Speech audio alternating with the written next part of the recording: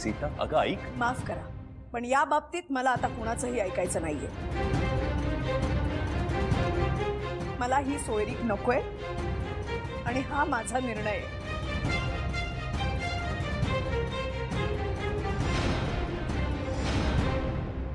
हे बघा ताई, ताई मी तुमच्या पाया पडते, माझा ऐका. अहो या दिव्याची काहीच चूक नाही हो. मी यांना सांगितलं होतं या सगळ्यात दिव्याला घेऊ नका. माझं ऐका ना एकदा. अहो पण दिव्याला माहित होतं ना, मग निदान दिव्याने तरी आम्हाला सांगायचं. अरे देवा, हे सगळं आता माझ्यावर यायला नको, नाहीतर सगळंच गमावून बसायचे मी. पुरे आता कोणाची चूक आहे, कोणाचं बरोबर आहे हे सगळं बोलून आता काय उपयोग आहे? ही गोष्ट किती मोठी आहे हे कळत नाहीये तुम्हाला आणि त्याचं काही वाटतही नाही. आई अगं, आपल्या नातेवाईकांना जर ही गोष्ट कळली असती तर काय उत्तर दिली असती आपण त्यांना? अगं मान खाली घालून फिरावं लागलं असतं सगळीकडे.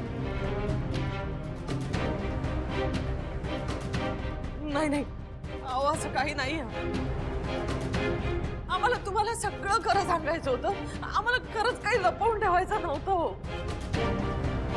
वंदनाताई, जे सांगायचं होतं ना त्यासाठी चुकीची वेळ निवडलीत तुम्ही.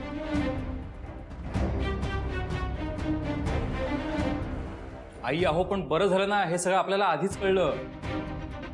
पण उद्या जर लग्नानंतर हे कळलं असतं तर आपली केवढी बदनामी झाली असती. आणि आमच्या बिझनेसवरती परिणाम झाला असता तो वेगळाच. अहो आणि तुम्हाला कळतंय का, ही बातमी जर पेपरमध्ये फ्रंट पेजवरती हेडलाईन म्हणून छापून आली ना तर आम्हाला कुठे तोंड दाखवायला जागा ठेवली नसती तुम्ही.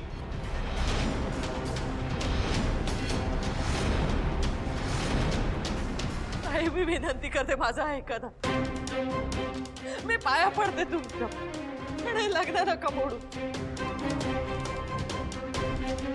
मी पदर पसरते हो तुमच्या पुढे.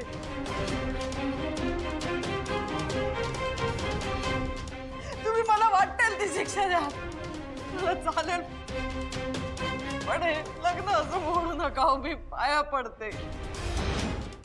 सांग कोणामुळे? आत्ता पण तुम्हाला शिवाचीच बाजू घ्यायची असेल ना? ह्या सगळ्यात शिवाची अजिबात चूक नाही असंच वाटत असेल तुम्हाला. मला सांगा, शिवा तिथे आलीच कशी? आणि तिथे येऊन तिने हा जो काही गोंधळ केलाय त्यामुळे माझं लग्न मोडलंय. तू काहीच बोलणार नाहीयेस का तिला? काय बोलू मी दिव्या? मलाच कळत नाहीये. तिथे ती बिचारी जेलमध्ये, ती तिथे कशी असेल, काय अवस्थेत असेल हेही मला कळत नाहीये.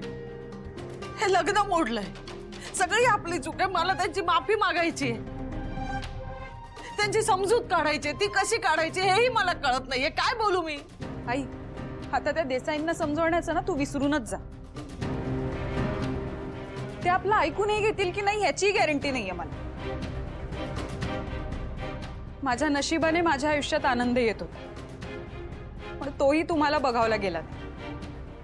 काय गरज होती शिवाला हे सगळं करायची? अगं जरा शांत राहा की तुम्ही दोघी. किती बोलताय? हे बघ दिव्या, ह्याच्यामध्ये शिवाची काय पण चूक नाही. मग अगं म्या तिला बोलवलं होतं तिथं. बयाजी बास हा आता. लहान मुलगी नाहीये शिवा तिची बाजू घ्यायला. हे बघ दिव्या, अगं म्या तिला तिथं बोलवलं होतं कारण मला वाटलं होतं तिथं काहीतरी गडबड होईल म्हणून बोलवलं होतं तिला. काय? अगं तिथं ती गुंड पोरं होती का नाही, ते काहीतरी बोलत होते आणि ते बोलत असताना त्यांनी तुझं नाव घेतलं. मला भ्या वाटलं, मला वाटलं तुला काहीतरी करतील म्हणताना म्या शिवाला तिथं बोलवलं. अगं हे समज तिनं ना फकस्त तुझ्यासाठी केलंय. पण का? तुला काय गरज होती तिला तिथे बोलवायची? आणि अशी काय गडबड होणार होती? एकदाची ती गडबड झाली असती ना ते चाललं असतं मला. पण हे जे काही झालंय ना याची हे बदलता येणार नाहीये. सगळं संपलंय आता. आणि हे सगळं त्या शिवाच्या मूर्खपणामुळे झालंय. दिव्या गप्प बस आता. किती बोलणार आहेस त्या बिचारीला? देसाईंना खरं काय ते सांगून टाक. मी सांगितलं नाही. पण आता हे लग्न परत कसं जुळवायचं ना ह्याचा विचार करायला पाहिजे.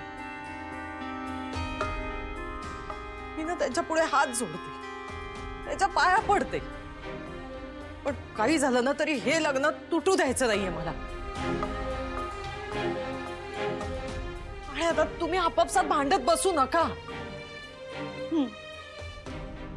मीच भांडते. माझं काय नुकसान होत आहे ना हे कळत नाहीये तुम्हाला. दिव्या अगं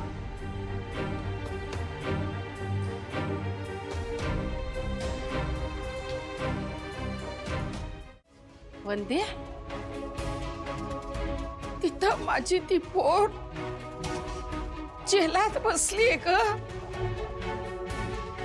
आणि ही इथं तिला वच्चा वच्चा करून बोलते. वंदे काय आहे?